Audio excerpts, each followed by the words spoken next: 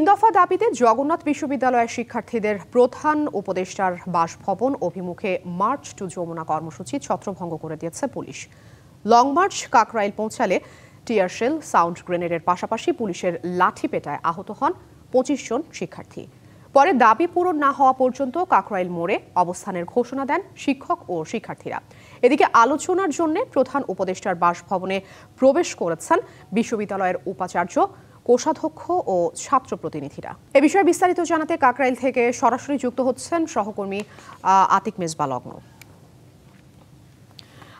লগ্ন, আপনি সেই দুপুর থেকেই এই বিষয়টি কভার করছেন। তাদের প্রধান দাবিগুলো কি, এবং সেই সাথে আমাকে বলবেন বর্তমান অবস্থা। আর আরও একটু যুক্ত করতে চাই যে যেহেতু আমরা প্রতিবেদনে দেখছিলাম যে বৈঠক করার জন্য প্রধান উপদেষ্টার বাসভবনে শিক্ষকরা, প্রতিনিধিরা প্রবেশ করেছে, সেখান থেকে কোনো ধরনের নতুন বার্তা এসছে কিনা, ছাত্রছাত্রীরা কি বলছে? আন্দোলন শুরু হয়েছিল বিশ্ববিদ্যালয় চত্বর থেকে, সেটি কিন্তু এখন কাকরাইল মোড়ে অবস্থান করছে এবং এখানে ধাওয়া পাল্টা ধাওয়া, সংঘর্ষ সহ বিভিন্ন বিষয় যেগুলো আসলে আমরা তুলে ধরার চেষ্টা করেছি দিনভর। তবে এই আন্দোলনের সাথে যারা একদম ওতপ্রোতভাবে জড়িয়েছিলেন, অর্থাৎ যারা শিক্ষার্থীরা যারা আসলে নিজেদের দাবির কথা বলতে এসেছেন, তাদেরকে নিয়ে দাঁড়িয়ে এসেছে। আপনার প্রশ্নের উত্তরগুলো আমি আসলে তাদের মুখ থেকেই জানতে চাই। প্রথমে একটু আমি আপনার কাছে আসতে চাই, জানতে চাই দিনভর আন্দোলন করলেন, এখন ভিতরে যেহেতু একটা আলোচনা চলছে, সেই প্রত্যাশাটা কি আপনাদের কাছে? আমাদের একমাত্র প্রত্যাশা, সত্যি কথা বলতে একটি পাবলিক বিশ্ববিদ্যালয়ের স্টুডেন্ট হিসেবে আমরা কখনোই চাই না রাজপথে এসে এভাবে বারবার আন্দোলন করতে। আমরা চাচ্ছি এই বৈষম্য বিরোধী যে আন্দোলনটা হয়েছে, সেই বৈষম্য বিরোধী আন্দোলনটা কেন হয়েছে? বৈষম্য থেকে মুক্তি পেতে। কিন্তু আমরা তারপরও বৈষম্যের শিকার কেন হচ্ছি? আমরা এই বৈষম্য থেকে মুক্তি পেতে চাচ্ছি। এই জন্যই আমরা চাচ্ছি যে আমাদের একটা ভালো আলোচনার প্রেক্ষিতে আমরা যেন একটা ভালো ফলাফল পাই। অন্যান্য বিশ্ববিদ্যালয়ের মতো আমাদের বিশ্ববিদ্যালয়ের অন্যান্য সুযোগ সুবিধা যেন ঠিকঠাকভাবে দেওয়া হয়, এই জিনিসটাই আমাদের কাম্য। অনেকগুলো দাবি এসেছিল, তার মধ্যে কোন দাবিগুলো আপনাদের কাছে খুব বেশি গুরুত্বপূর্ণ বলে মনে হচ্ছে? আমাদের আমরা বর্তমানে আজকে এখানে দাঁড়িয়ে আছি ৩ দফা দাবি নিয়ে। একজন বিশ্ববিদ্যালয়ের শিক্ষার্থী হিসেবে, আমরা পাবলিক বিশ্ববিদ্যালয়ের শিক্ষার্থী হিসেবে যেই সুযোগ সুবিধা বা যেই ন্যূনতম সম্মান আমরা এক্সপেক্ট করি, সেগুলো নিয়ে মূলত আমরা এখানে আজকে দাঁড়িয়েছি। আমরা কিন্তু কোনো ধরনের ভাঙচুর, কোনো ধরনের বিশৃঙ্খলা আমরা এখানে করিনি। আমরা একটা শান্তিপূর্ণ দাবি নিয়ে শান্তিপূর্ণ আন্দোলন করছিলাম, কিন্তু আমাদের উপর যেভাবে অতর্কিতভাবে লাঠিচার্জ এবং টিয়ারশেল নিক্ষেপ করা হয়েছে, এটা একজন বিশ্ববিদ্যালয়ের শিক্ষার্থী হিসেবে আমি এক্সপেক্ট করতে পারি না। অনেক বৈষম্যের কথা আমরা জেনেছিলাম, বাজেট বৈষম্যের বিষয়টা সম্পর্কে একটু জানাবেন আপনি? নগদ পেমেন্টে ৫০০ টাকা পর্যন্ত ক্যাশব্যাক, আর লেনদেনে প্রতিদিন ডিপ ফ্রিজ এবং ঘন্টায় ঘন্টায় এসি, টিভি সহ দারুণ সব গিফট।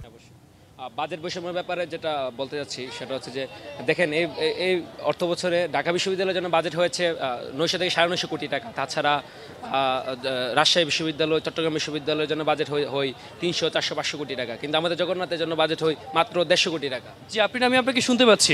লগ্ন, একটু বলবেন যে ৫ই আগস্ট এবং যেই সময়টা পার হয়েছে, বৈষম্য বিরোধী আন্দোলন, যেটার জন্য আসলে পুরো দেশ পুনর্গঠনের, যেখানে কোনো বৈষম্য থাকবে না, ছাত্র, সাধারণ মানুষ, যে কোনো শ্রেণী পেশার মানুষ, ছাত্ররাই তো সেই আন্দোলনে অংশগ্রহণ করেছিল। তাহলে কেন আবার তারা বৈষম্যের কথা বলছে? এখানে তাদের বৈষম্যগুলো করছে কারা? জি, বৈষম্য বিরোধী ছাত্র আন্দোলন, এই ছাত্ররাই অংশগ্রহণ করেছিল এবং তারাই বৈষম্যের শিকার হচ্ছে। এবং কারা বৈষম্য করছে, এই উত্তরটা আমি একজন শিক্ষকের কাছে শুনতে চাই। আমাদের সাথে একজন শিক্ষক রয়েছেন জগন্নাথ বিশ্ববিদ্যালয়, তিনি আসলে শিক্ষার্থীদের অধিকারের বিষয়ে কথা বলেছেন।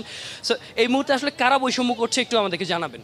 আমাদের একটি বিষয় পরিচ্ছন্ন করে নেওয়া দরকার। প্রথমেই এখানে আজকে আমাদের যে উপস্থিতি, আমার এবং শিক্ষকরা যারা আছেন অভিভাবক হিসেবে শিক্ষার্থীদের পাশে দাঁড়িয়েছেন একটি প্রশ্নকে সামনে রেখে, সেই প্রশ্ন বৈষম্য। আমরা যে আন্দোলন সংগ্রাম এবং হতাহত নিহতর ভিতর দিয়ে কিছুদিন আগে গিয়েছি, সেটি হচ্ছে বৈষম্য বিরোধী আন্দোলনের কারণে। আজকে জগন্নাথ বিশ্ববিদ্যালয় প্রতিষ্ঠার পর থেকে অদ্যাবধি পর্যন্ত দেশের সেরা মুখগুলো এখানে উপস্থিত, কিন্তু তাদের আবাসন থেকে শুরু করে আনুষঙ্গিক বিষয়ে যে বৈষম্যের জায়গা, সেটি প্রায় এক যুগের অধিককাল থেকে ছেলেমেয়েরা চিৎকার চেঁচামেচি করে এখানে আসছে। এবং আজকে তারা দাঁড়িয়েছে শান্তিপূর্ণ একটি মিছিলে, কোনো কারণ ছাড়াই তাদের উপর লাঠিচার্জ এবং ইত্যাদি যে বিষয়গুলো, সচেতন মানুষ হিসেবে আমরা সেটা কখনো মেনে নিতে পারি না। এবং এই দাবিটি আমাদের কাছে যৌক্তিক এবং প্রাসঙ্গিক, এবং আমরা এই বৈষম্যের নিরসন চাই। প্রাসঙ্গিক দাবির কথা আপনি বলছিলেন, যেমনটা আসলে আমরা শুনছিলাম, এখানে আমরা শিক্ষার্থী এবং শিক্ষক সবার সাথে দাঁড়িয়েছিলাম, তারা কিন্তু আমাদেরকে স্পষ্টভাবে আসলে জানিয়েছেন তারা একটি যৌক্তিক দাবির পেছনে রয়েছেন, যেহেতু তারাই বৈষম্য বিরোধী আন্দোলন করেছেন, আর যেন কোনো বৈষম্য না হয়, তারা যেন সঠিকভাবে একটা পাবলিক বিশ্ববিদ্যালয়ের যে সুযোগ সুবিধাগুলো আছে সেগুলো ভোগ করতে পারে, সেই প্রত্যাশায় কিন্তু তারা আজকে এখানে এসেছেন। তো আপনি এই ছিল এখান থেকে সর্বশেষ। নিশ্চয়ই লগ্ন, আপনি সংবাদ সংগ্রহে থাকুন, পরবর্তীতে আরও বিস্তারিত জেনে দেব বৈঠকের প্রসঙ্গে। সেই পর্যন্ত আপনাকে ধন্যবাদ।